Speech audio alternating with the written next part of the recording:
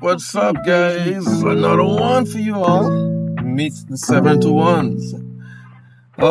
Today we did part 2 of the Mini Cooper where Joshua. You guys could check in on Instagram.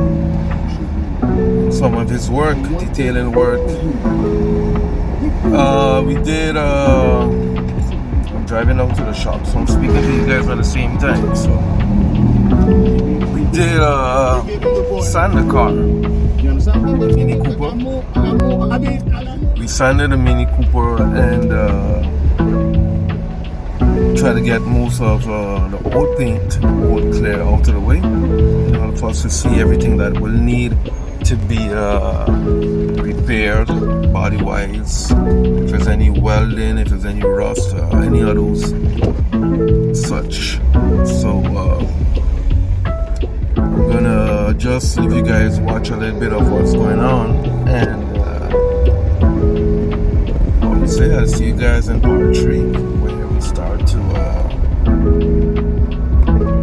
clean out the interior of the vehicle, remove everything that is not needed for now as far as getting it painted, and I'm gonna share all those things with you guys. So stay tuned and enjoy.